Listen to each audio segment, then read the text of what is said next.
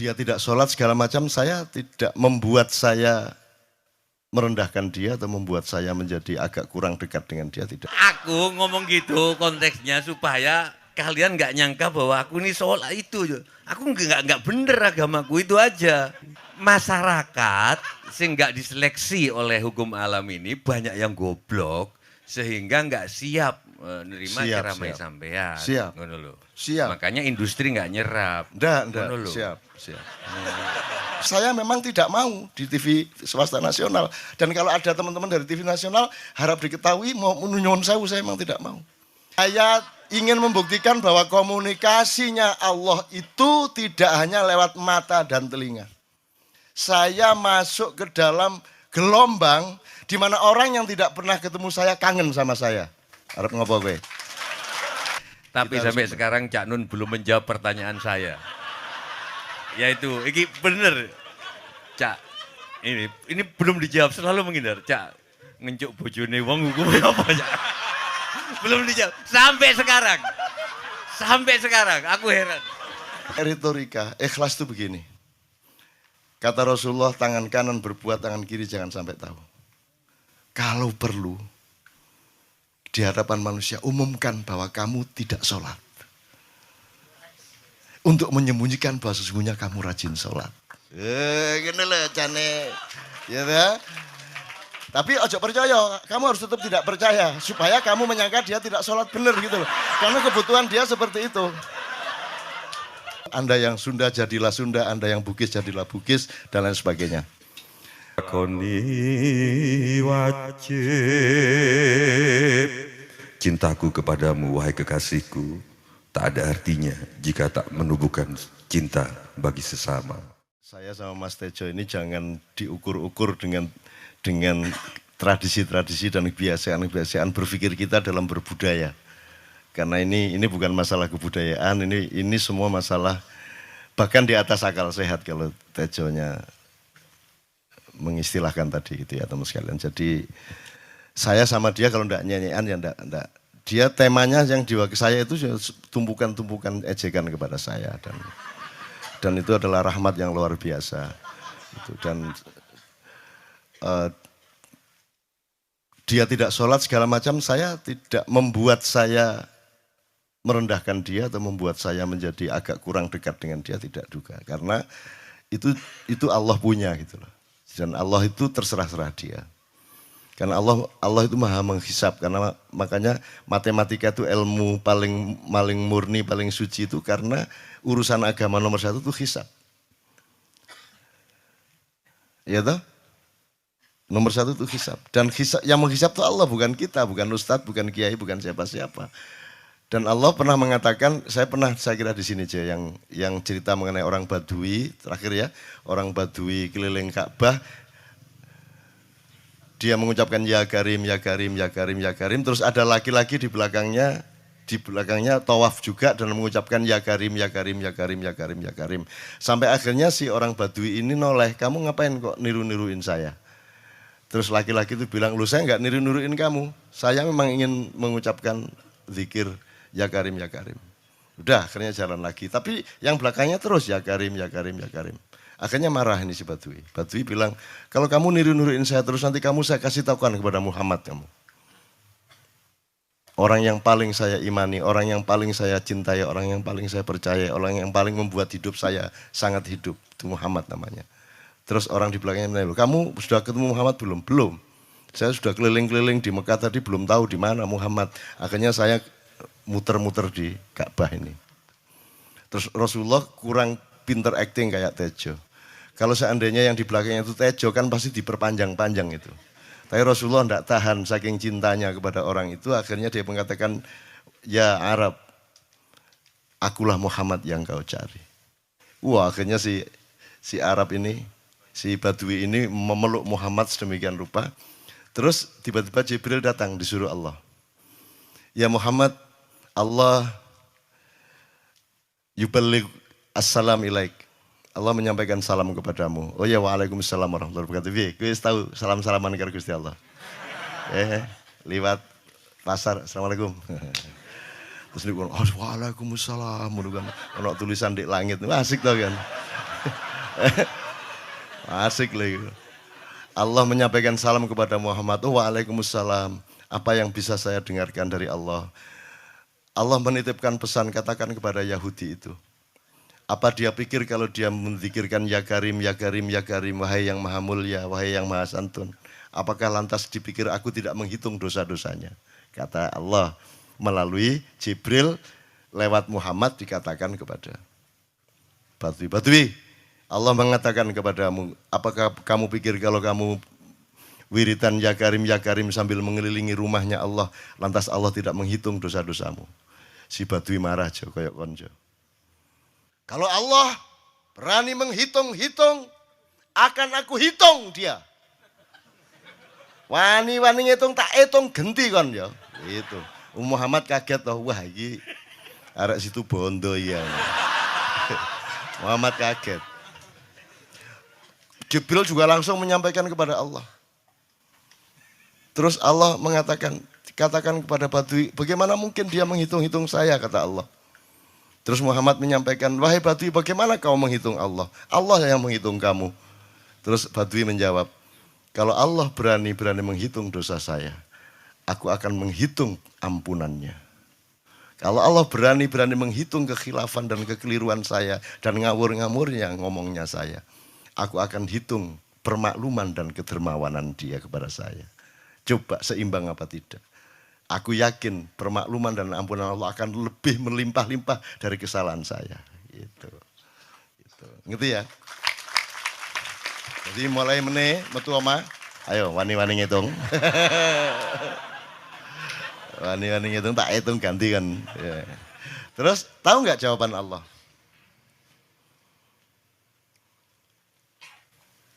Jibril katakan kepada Muhammad untuk dikatakan kepada Badui itu. Wahai Badui, kamu tidak perlu menghitung-hitung Allah. Karena aku juga tidak akan menghitung-hitung dosamu. Wah, coba. Jadi kalau itu berlaku untuk Tejo kan sembahyang gak sembahyang beres toh? Iya toh? Beres. Ya kita doakan aja amin ya Rabbal Alamin itu ya. Enggak gitu, konteksnya enggak gitu. Enggak. Gini loh. Aku ngomong gitu konteksnya supaya kalian nggak nyangka bahwa aku ini sholat itu. Aku nggak bener agamaku itu aja. Oke, bagus. Ini seperti Weldo. Anda pernah kapan-kapan Weldo tak suruh ke sini. Weldo itu teman kita dulu jamaah Al-Falah Surabaya. Kemudian dia memberontak karena dia seperti dia ini tanya macam-macam dan kiainya marah. Seharusnya kan menjelaskan dengan arif tapi marah. Kayaknya Weldo itu sekarang berpenampilan kayak wayang. Bener-bener ini ditato, tidak pakai baju kayak gini, tapi pakai pakaian wayang sehari-hari. Ininya udah pokoknya Anda nggak paham ngelihat dia. Bagaimana dia bisa tahan hidup seperti itu, krempiang, nggak pakai kaos, nggak pakai apa, terus sudah sampai bawahnya dia pakai seperti itu. Dan saya tanya waktu Mak Ihan di Surabaya, di Bali, Bung Weldo, saya kagum sama Anda, karena saya tidak bisa menemukan satu orang pun di dunia ini, baik dia manusia biasa, tokoh, bahkan Nabi dan Rasul, tidak saya temukan yang berani tampil kayak Anda, saya bilang gitu. Bayang no Megawati pakaian kayak awakmu ngono. Wis gak ono wong wani wis. Cuman saya ingin Anda teman-teman ini memahami kenapa Anda berpakaian seperti ini. Jawabannya seperti Tejo. Persis. Karena saya ingin semua orang yang ketemu saya menyangka saya adalah orang yang tidak baik. Karena saya ingin orang yang ketemu saya, mereka tidak berpikir bahwa saya itu sholat tiap hari. Ini saya terpaksa menjawab karena ditanya oleh Cak Nun. Gitu kan. Nah, gitu. Jadi Tejo itu ya sejajar sama Weldo tadi lah. Gitu.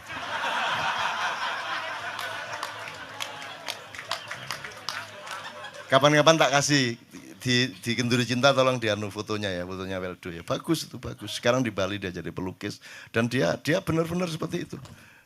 Dalam tradisi tasawuf itu, khazanah tasawuf itu ada cerita gini, Cak. Itu semua orang tahu Syekh Abu Yazid Al-Bustami ya. Beliau itu adalah begawan sufi tasawuf yang paling besar. Dari Kufah, ya, dari Basra ke Baghdad. Jadi setiap kali dia masuk ke kota Baghdad itu Misalkan ada khalifah lagi kumpul-kumpul ini dengan rakyatnya, terus mendengarkan siapa Syekh Abu Yazid Al-Bustami datang, itu majelisnya raja khalifah itu akan kosong, kemudian berkumpul ke Syekh Abu Yazid Al-Bustami. Nah itu merasa dihormati, dimuliakan, diagungkan, itu kemudian mengusik rasa keberhambaan yang pada Allah. Jadi pada waktu bulan Ramadan dia sengaja ke kota Kufah siang hari, makan di warung di tengah kerumunan orang banyak. Kemudian orang-orang itu pada memaki, pada yang menyesali gitu. Ini katanya wali kok gitu ya. Jadi saya pikir orang yang paling menghargai dirinya dan kedekatannya kepada Allah itu justru lebih memperlihatkan ketidak diterimanya gitu loh. Jadi dengan situasi kondisi yang ada sekarang ini gitu loh. Saya ingin mengatakan bahwa tidak tahu apa Suji Utejo itu pernah baca atau apa mengenali Malamatiyah namanya gitu. Jadi ketika orang merasa dirinya apa-apa, dia harus memperlihatkan bahwa dia itu harus disesali, dia itu harus dimaki supaya dia merasa bahwa dengan begitu ketika Allah mencintainya maka dia sangat menghargai cinta Allah itu, karena begitu rasa hinanya di tengah umat manusia ini, kemudian ketika Allah menyapanya maka sapaan Allah kepada dia itu begitu indah, begitu menusuk, begitu menyentuh dan seterusnya. Demikian. Maksudnya Syekh Yazid Al-Bustami itu dia tuh total sama Allah, dan kalau ada orang menghargai dia itu rasanya kok mengurangi totalitas kita kepada Allah kan gitu, sehingga dia makan di bulan puasa di tengah orang banyak. Bahkan kemudian ada yang malah mendewa-dewakan dia. Wah ini wali, wali deh, nek wali mangan gak masalah gitu. Poso-poso gitu, ono ngono aja. Akhirnya malah copot kelambi, melaku nyanggeng ngene iki, tak tambahi yo. Wah, semakin kita berbuat buruk, semakin didewa-dewakan orang. Mau BBM naik ya tetap malah bagus. Kalau orang sudah mendewakan orang, itu dia sudah kehilangan akal sehat kan begitu. Orang di pasar mengatakan, ini Jokowi jadi presiden aja naik BBM-nya sampai segini, apalagi Prabowo, ngono kuwi. Jadi Prabowo itu gak dadi, disalahno wae. Coba, pikirannya ada gitu orang di pasar. Jokowi aja segini naiknya, apalagi Prabowo, coba. Oke. Jadi yang satu itu sudah nyata, yang satu masih kalau itu loh, wis dihukum. Nah, kalau dihukum itu kan sudah hukum orang hasad toh, gitu loh. Maka Abu Nawas dihukum karena dia membawa pisau. Kenapa dihukum? Kata Abu Nawas, terus kata hakim, kalau karena kamu bawa pisau, dikhawatirkan kalau kamu nanti bisa bunuh orang. Itu kata si hakim. Terus Abu Nawas, oke, saya masuk penjara, tapi harus sama Pak Hakim. Loh kenapa? Kata hakim, lah Abu Nawas menjawab, lah Pak Hakim bawa alat kemaluan kemana-mana. Dikhawatirkan kalau Pak Hakim memperkosa anak perempuan. Lah kalau loh, itu salah di Indonesia. Makanya teman-teman pada sinis kepada saya itu kan kalau dipikirnya saya mau cari apa, semua pada sinis. Dan tidak ada yang rahmat Allah yang melebihi sinisme teman-teman kepada saya. Tidak ada rahmat Allah melebihi saya dianiaya di Indonesia. Saya tidak diletakkan di tempat yang seharusnya. Saya tidak dibukakan peluang untuk menggunakan hak-hak saya. Tidak ada rahmat Allah melebihi penganiayaan Republik Indonesia kepada saya. Tapi soal saya tidak masuk TV Jo, mohon maaf. Saya yang tidak mau Jo. Saya hanya mau TV lokal, betul-betul lokal. ADTV, ATV, yang lokal-lokal di Jawa Tengah, Jawa Timur. Dan itu tidak ada tujuan apa-apa, saya bersodakoh. Kiai Kanjeng bersodakoh, jadi itu tidak transaksi. Mereka datang ke acara, syuting, dimuat. Dan acaranya 2,5 jam non-stop. Itu pun dari acara 8 jam seperti ini. Kita salah nangkep sampean ya. Ini loh, aku gak ngomong Gak masuk TV nggak ngomong gitu. Masyarakat sing nggak diseleksi oleh hukum alam ini banyak yang goblok sehingga nggak siap nerima ceramah sampean. Siap. Ngono lho. Siap. Makanya industri nggak nyerap. Ndak. Ngono lho. Siap. Kemanapun saya pergi di seluruh Indonesia mereka siap 4 jam, 5 jam, 6 jam dengan saya. Siap mereka. Mereka tidak ada yang goblok. Ya, aku nggak setuju. Ini bukan yang goblok. Enggak hanya di sini. Kita tiap hari kemana-mana, Jo. Dan bukan orang Ma'iyah. Dan mereka siap 4 jam, 5 jam tanpa berdiri, tanpa kencing, tanpa rame, tanpa apapun mereka siap. Siap kok, enggak ada masalah, enggak ada yang goblok di Indonesia. Mereka masih punya sesuatu yang sejati. Bukan hanya dikenduri cinta loh ini. Bukan hanya dikenduri cinta. Kita kemarin di Boyolali sampai jam 1, dari jam 8. Enggak ada masalah kok. Dengan 45.000 orang enggak ada masalah, mereka tahan. Mereka tahan, tidak ada masalah. Jadi nyun saya soal itu bukan kalau anak KJ saya jam 3 mau tak panggil masyarakat TV. Ya saya kadang-kadang kepingin buktikan aku tak standing comedian. 3 jam. 3 jam. Kalau ada yang bergerak tak santet. Ndak maksudku mergo tak santet. Ya ilmu sihir gampang kok. Sihir itu ilmu gampang. Tidak ada yang pergi.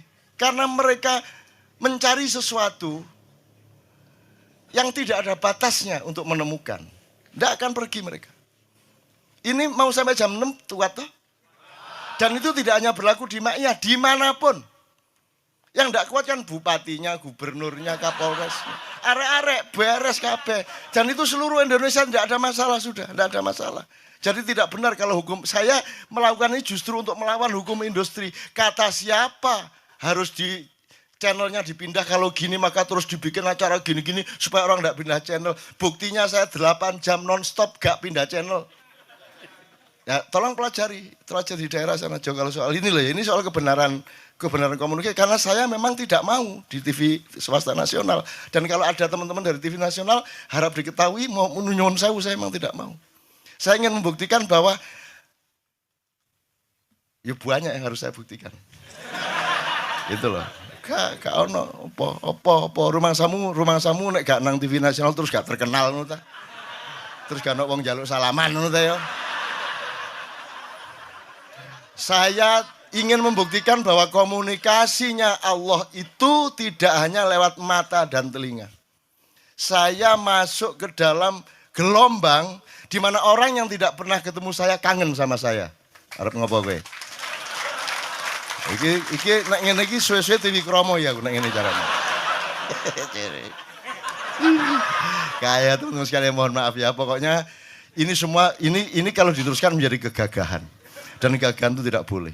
Yang gagah hanya Allah Subhanahu wa taala.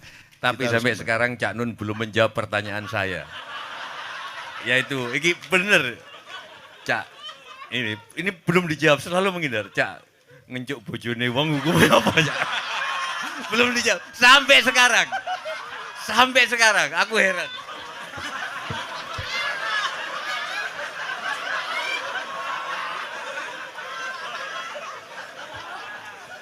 Itulah untungnya Allah memberi fenomena yang namanya puasa.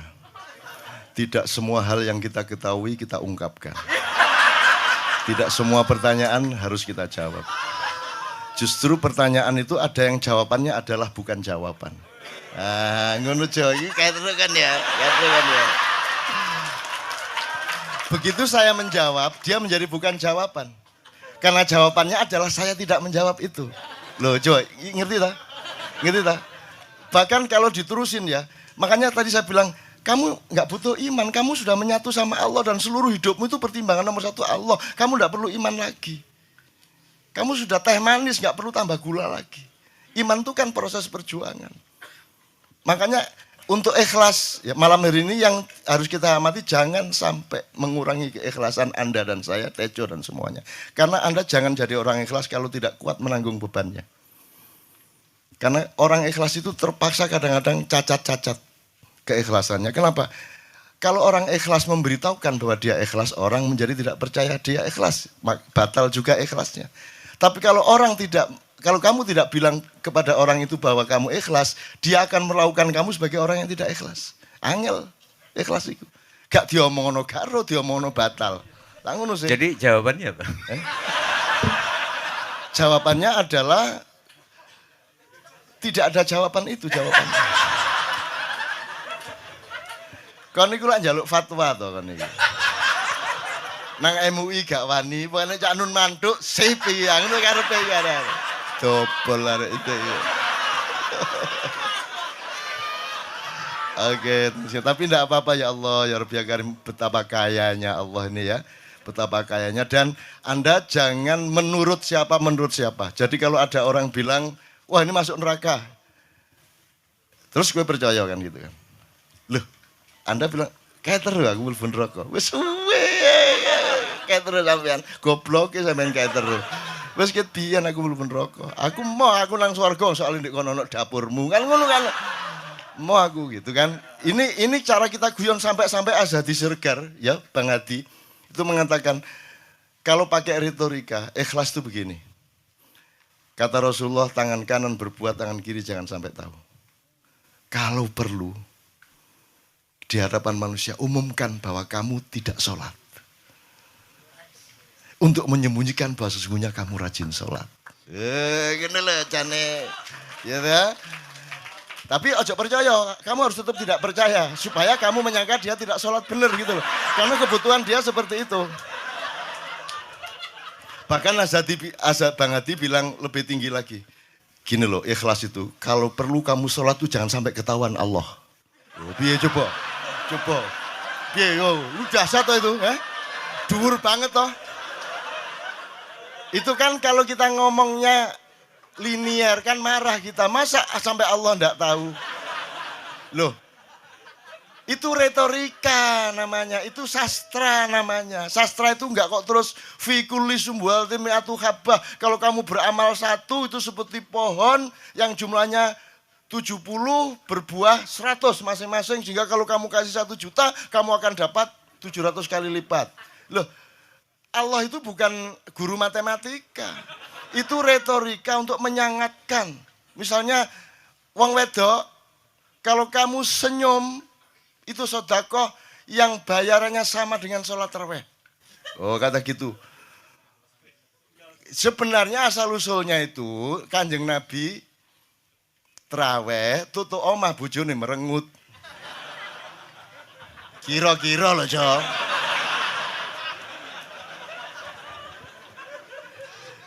Jadi kon timbangan ini gak usah terawih gak apa-apa anggere aja merengut yang lu janjane ngono kuwi asal usule. Jadi bukan kok terus pahala iki sakmene, enggak gitu. Itu cuman misalnya 2,5 derajat hilal harus kelihatan. Itu kan istilah, enggak kok terus diukur temen. Wah, 2,4. Wah, gorong raya iki. Enggak gitu. Enggak ada presisi fisik tuh enggak ada. Salat menghadap Ka'bah itu ya enggak ada. Enggak ada. Ka'bah di sana kok. Sana. Bukan di sana. Di sana buminya bulat kok. Sembayang ngene kan.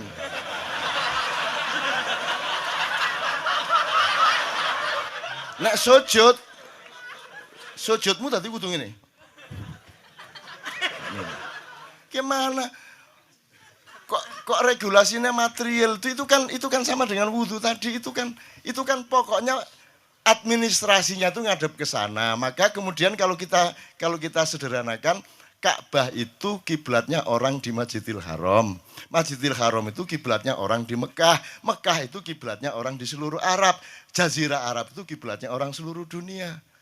Yus pokoknya rono lah, masuk kudu 24,5 derajat persis. Jadi anggur sembayang nggawa kompas.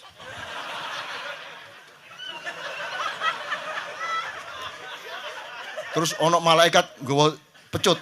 Hayo, kurang lurus.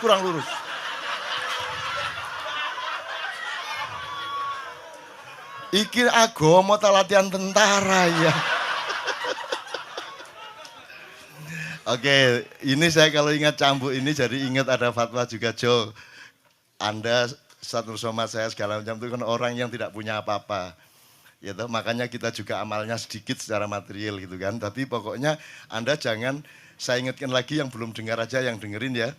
Pokoknya jangan beol bawa cambuk gitu ya. Ya sudah jelas. Ini ternyata ada yang lebih dahsyat Mas. Bagi yang belum paham gini, terakhir ini setelah ini Tejo akan memuncai dengan satu tembang, setelah itu kita pulang bareng-bareng. Jadi ada seorang caleg di Jombang. Gede gambare. Aku numpak becak. Becake karo genjot. Alah, dapur murek. Lho napa, Pak? Iku lho. Gambar niku lho. Apa gambar? Alah wong nek sing nggo pecut karek nyalek barang. Lho maksudnya sing nggo pecut ya napa? Ngeten lho, Pak. Niku nek sing ten kali terus tae ditotol iwak niku mboten trimo. Dipecuti. Ayo. Dadi tae mon mboten oleh ditotol wong apa meneh duwike ngono. Iku tak critakno ternyata ada yang lebih parah. Lho cak ono ndek Jombangku gak mek nesing nggawa pecut, gak gelem nesing cak. Nek nesing kuwatir kelangan tae deh. Coba ada orang nggak mau beol karena takut kehilangan tai. Coba itu Indonesia tuh kayak gini kok mau dirubah kayak apa? Maju kemana ayo? Dan nikmatnya luar biasa kok. Jadi sekarang ngelihat orang itu, itu nggak mau beol orangnya, nggak mau berak lagi, nggak mau berak takut kehilangan tai kan gitu kan? Oke semua berdiri teman-teman sekalian. Bismillahirrahmanirrahim. Teman-teman sekalian kita bersyukur kepada Allah. Dan saling berterima kasih satu sama lain di antara kita dan saling berendah hati dan saling menerima, mengakomodasi dengan penuh cinta, penghargaan satu sama lain dan doa bersama bahwa insya Allah Anda adalah orang-orang yang didayai Allah untuk menjadi kaum yang baru di Indonesia, menjadi bangsa yang baru di Indonesia yang akan membangkitkan kembali dari keterpurukan yang berkepanjangan ini. Untuk itu ya Allah, terimalah tembang dari saudaraku asli sebagaimana Engkau takdirkan karena dia dan kami semua sebagian di sini. Mohon yang bukan Jawa jangan marah karena ini bukan Javanisasi dan bukan Jawa sentris. Ini hanya menjadi Jawa sebagaimana Allah suruh. Anda yang Sunda jadilah Sunda, Anda yang Bugis jadilah Bugis dan lain sebagainya. Mas Tejo diakhiri kemudian Ustadz Nur Somad akan memimpin doa. Pamintaku Nima situasi. Permintaanku, wahai kekasihku, Hanut runtut tansah reruntungan. tidak pernah berjarak sejengkal pun, serambut pun. Ing sarino saharine Dalam setiap saat, setiap waktu, datan kinggang sarambut lamun adoh caketing ati yen cedhak tansah mulat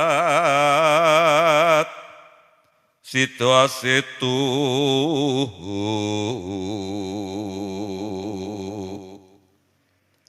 katyo mimilan mintuno seperti kepiting merah yang kemana-mana kita bersama, wahai kekasihku.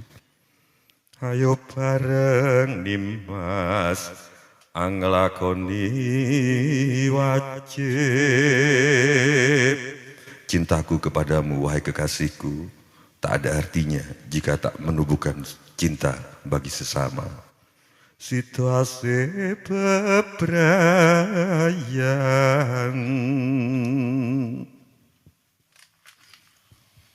Bismillahirrahmanirrahim. Allahumma shalli wa sallim ala sayyidina Rasulika Nabi wasallam.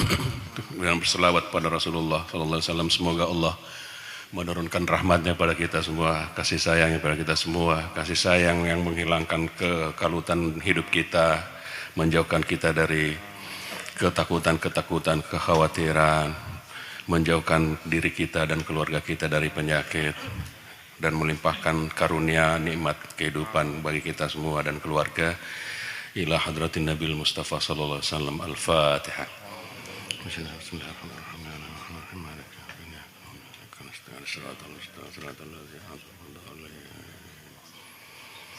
اللهم صل صلاة كاملة وسلم سلاما تاما على سيدنا محمد الذي تنحل به العقد وتنفرج به الكرب وتقضى به الحوائج وتنال به الرغائب وحسن الخواتيم ويستسقى الغمام بوجه الكريم وعلى وصحبه في كل لمحة ونفس بعلم معلوم الله سبحان ربك رب العزة عما يصفون وسلام على المرسلين الحمد لله رب العالمين.